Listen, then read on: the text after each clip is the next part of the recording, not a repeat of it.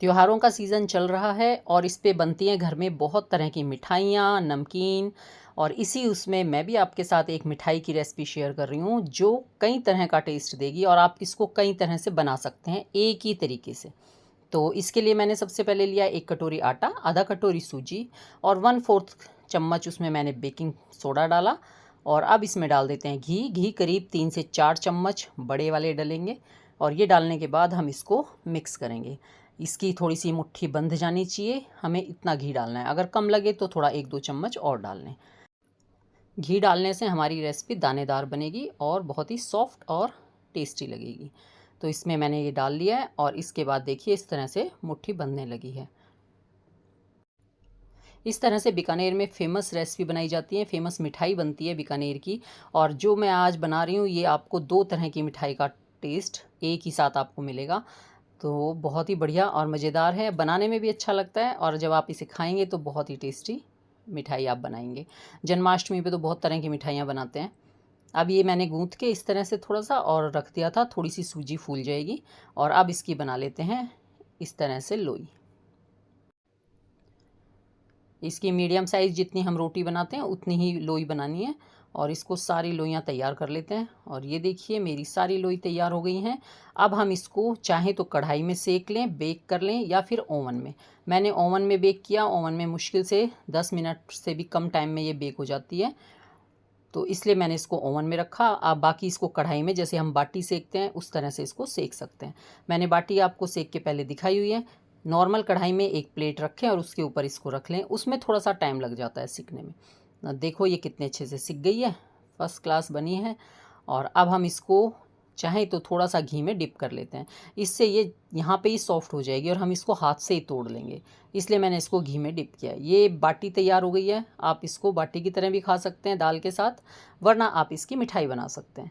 तो अब मैंने इसको घी में कर लिया डिप, बिना उसके भी कर सकते हैं, पर मुझे थोड़ी सी सॉफ्ट बनानी थी तो मैंने इसको घी में डिप किया। घी एकदम से पी जाता है, बिल्कुल बिल्कुल खुश्क सी हो जाती है ऊपर से। इसको आप करके देखेंगे ना तो बिल्कुल खुश्क हो जाती है। तो इस तरह से सारी बाटियां हम घी में से निकाल लेंगे। और ये सब मैंने घी में डिप करके रख दी हैं। अब आप देखिए ये दोनों तरफ से बेक करते हैं तो नीचे से थोड़ी सी ज़्यादा सिकी हुई होती है, लेकिन उससे कोई फ़र्क नहीं पड़ेगा, आपकी रेसिपी परफेक्ट बनेगी। और अब मैंने देखो इसको तोड़ा, हाथ से ही टूट गई, ये इतनी सॉफ्ट और करारी बनी हुई हैं। हाथ से ही दबाने से टूट जाती हैं, बिल्कुल भी टाइट नहीं है, सॉफ्ट हैं बिल्कुल। तो अब हम इसको सारे को ऐसे तोड़ लेते हैं हाथ से। और ये मैंने सारा तोड़ लिया है। अब मैं इसको मिक्सी जार में डाल के ग्राइंड करूँगी। इसका फाइन सा पाउडर तैयार हो जाता है और आप कितना भी कोशिश करें तो वो पाउडर दानेदार ही बनेगा। तो इस तरह से हमारा आटा दानेदार तैयार हो जाएगा और हमारी मिठाई भी फिर बिल्कुल दानेदार बनेगी। तो ये मैंने सारा मिक्सी जार में डाल दिया है। अब हम इसको ग्राइंड कर लेते हैं। यहाँ मैं आपको याद दिला दूँ कि प्लीज़ वीडियो को लाइक कर देना। अगर पहली बार आए हैं तो चैनल को सब्सक्राइब भी ज़रूर कर देना। और अगर वीडियो अच्छी लगे या न्यू सी रेसिपी पसंद आए तो प्लीज़ अपने फैमिली और फ्रेंड में शेयर भी कर देना। और ये देखिए मैंने इसको ग्राइंड कर लिया है और इसका बहुत ही अच्छा सा पाउडर तैयार हो गया है। बिल्कुल सॉफ्ट दानेदार, बहुत ही बढ़िया परफेक्ट हमारा आटा तैयार हो चुका है। क्योंकि हम इसे आटा ही कहेंगे ना, हमारा मिश्रण तैयार है। और अगर इसमें लगे कि मोटे मोटे कुछ भी चंक्स रह गए हैं तो आप इसको छलनी से छान लें, क्योंकि हमें जो भी पाउडर चाहिए वो बिल्कुल फ़ाइन चाहिए। फ़ाइन का मतलब दानेदार फ़ाइन। तो अब हमने एक कढ़ाई में लिया घी। घी मैंने इसमें 3 से 4 चम्मच डाला और इसको डालने के बाद हमने अपना ये मिश्रण डाल के थोड़ा इसको भून लेते हैं। वैसे इसको बिल्कुल ज़रूरत नहीं है भूनने की, क्योंकि ये तो पहले से ही तैयार है, बिल्कुल भुना हुआ आटा है। अब इसको 1 से 2 मिनट भूनने के बाद मैंने इसमें डाल दिया मावा। यहाँ पे आटा लिया था 1 कटोरी और इसी तरह इसमें 1 से 1.5 कटोरी मावा लिया है। बराबर का मावा लिया है, अच्छा टेस्ट आता है। और ये थोड़ा सा पहले से बना हुआ रखा था, इसलिए मैंने इसको थोड़ा सा क्रश किया और इसके अंदर डाल दिया। अब हम इसके साथ इसको भून लेंगे, इससे मावा भी अच्छे से मिक्स हो जाएगा इसके अंदर ही। देखिए कितना बढ़िया से ये मावा भी इसमें मिक्स हो गया है। और अब इसको 1 से 2 मिनट भून लेते हैं ताकि मावा अच्छे से भुन जाए और फिर हम इसको उतार लेंगे।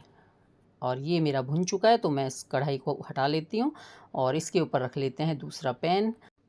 और इसमें डालेंगे चीनी। यहाँ पे मैंने 1.5 कटोरी चीनी का इस्तेमाल किया है। क्योंकि हमारा मिश्रण 2 कटोरी से थोड़ा ज़्यादा ही हो चुका है। 1 कटोरी मैंने आटा लिया था और 1 कटोरी से ज़्यादा मैंने मावा डाला है। तो इसके अकॉर्डिंग मैंने इसमें 1.5 कटोरी चीनी ली है और 1.5 कटोरी से हाफ़ पानी डाला है और इसको अच्छे से पका लिया। देखिए इसमें कितने अच्छे से उबाल आ चुका है। अब मैंने इसमें डाल दिया 1 चम्मच इलायची पाउडर और इसको अच्छे से तार आने से पहले ही हमें इसे हटा लेना है। मुझे इसमें तार नहीं लाना, सिर्फ एक गाढ़ा चाशनी बनानी है। और अब हम इसको डाल देते हैं अपने मिश्रण में जो हमने आटे का तैयार किया है। इसको डालने के बाद इसको थोड़ी देर रख के छोड़ देंगे जिससे ये गाढ़ा हो जाएगा, अपने आप सारी चाशनी पी लेगा। थोड़ा सा इसको हम घुमाते हुए ठंडा कर लेंगे ताकि चाशनी अच्छे से इसके अंदर ऑब्ज़र्व हो जाए और ये हमारा मिश्रण गाढ़ा हो जाए। अभी आपको लग रहा है ना ये पतला है, लेकिन नहीं, ये थोड़ी देर बाद गाढ़ा हो जाता है। और अब मैंने इसमें डाल दिया है थोड़े से कटे हुए बादाम और ये मैंने डाला इसमें नारियल पाउडर। ये नारियल बुरादा थोड़ी देर पहले भी डाल सकते हैं, लेकिन अभी भी ये गर्म है तो इसके साथ ही ये अच्छे से सिक जाएगा। ये मैं पहले डालना भूल गई थी इसलिए मैंने इसको थोड़ा बाद में डाला है। और अब देखो ये रखे रखे थोड़ी देर में ही इतना गाढ़ा हो जाता है अपने आप ही। और अब इसके ऐसे करके हम लड्डू बना लेंगे। बहुत ही परफेक्ट और बड़े अच्छे सॉफ्ट लड्डू तैयार हो जाएंगे। ये बिल्कुल हार्ड नहीं होंगे। आप इसे 2 दिन तक खाएं, 4 दिन तक खाएं तो भी ये हमारे लड्डू ऐसे ही सॉफ्ट बने रहेंगे। और अब मैंने अपने सारे लड्डू तैयार कर लिए। ये देखिए कितने बढ़िया तैयार हुए हैं। अब इसमें आपको पंधारी लड्डू का भी टेस्ट आएगा और साथ में गोंद पाक का भी टेस्ट आएगा। ये सच में इतने बढ़िया बने थे और इसे आप फ्रिज में तो कई दिनों तक रख सकते हैं, बाहर भी ये 4 से 5 दिन तक बिल्कुल ख़राब नहीं होंगे। और ये देखिए कितने सॉफ्ट बने हैं, मैंने आपको तोड़ के भी दिखाए। बहुत ही बढ़िया और परफेक्ट हमारे लड्डू तैयार हुए हैं। और यहाँ मैं बताऊँ कि अगर लगे कि चाशनी डलने के बाद भी ये हमारे लड्डू अच्छे से नहीं बन रहे, हमारा मिश्रण थोड़ा पतला है, तो इसको थोड़ी देर कढ़ाई में रख के दोबारा से पकाने के लिए रख सकते हैं। तो 1 से 2 मिनट आप इसको पकाएंगे तो चाशनी थोड़ी सी और गाढ़ी हो जाएगी और ये हमारे बिल्कुल अच्छे से लड्डू बन जाएंगे। और ये लीजिए थोड़ी सी इसकी डेकोरेशन कर देते हैं। ज़रूरत तो है ही नहीं किसी चीज़ की, इसमें परफेक्ट है, लेकिन थोड़ी सी डेकोरेट कर देते हैं जो देखने में अच्छा लगे। और इसी मिश्रण को आप बर्फ़ी की तरह भी सेट कर सकते हैं। ये देखिए मैंने थोड़ा सा एक कंटेनर में लगा लिया है, इसके ऊपर भी मैंने इसी तरह से बादाम सजा दिए और इसको ऐसे करके काट लेते हैं। ये भी बिल्कुल आसान है और इस तरह से इसको अब निकाल लेते हैं। तुरंत के तुरंत ही निकाल लिया मैंने, कोई नहीं मैंने बहुत देर तक रखा क्योंकि ये परफेक्ट मिश्रण बना हुआ है हमारा। और अब ये हमारी एक मिठाई तैयार हो गई। तो आप इस मिश्रण को मिठाई की तरह भी सेट कर सकते हैं और लड्डू की तरह भी बना सकते हैं। तो अभी त्योहारों के सीज़न चल रहे हैं, आप इन्हें बनाइए, खाइए, खिलाइए और इन्जॉय कीजिए। इसको बनाने के बाद तो अगर आप किसी मेहमान को या किसी को भी देने भी जाएंगे, वो भी आपको बोलेगा कि आपने ये कौन सी दुकान से ली। यानी ये इतने बढ़िया और टेस्टी सी मिठाई तैयार हो जाती है हमारी। तो ठीक है जी, इस बार आप घर पे इस तरह से मिठाई बनाएं। वैसे जन्माष्टमी आ रही है तो जन्माष्टमी पे तो बहुत सारी मिठाइयाँ बनती हैं। हमारे घर में तो बहुत सारी बनती हैं, बहुत तरह की बनती हैं। तो मैंने ये शुरुआत कर दी है, एक मिठाई तैयार हो गई है और अब दूसरी मिठाई तैयार करेंगे। तो ठीक है जी, हम फिर मिलेंगे किसी नई मिठाई के साथ, न्यू रेसिपी के साथ, ईज़ी और इंस्टेंट रेसिपी के साथ। तब तक take care, bye bye, thank you for watching.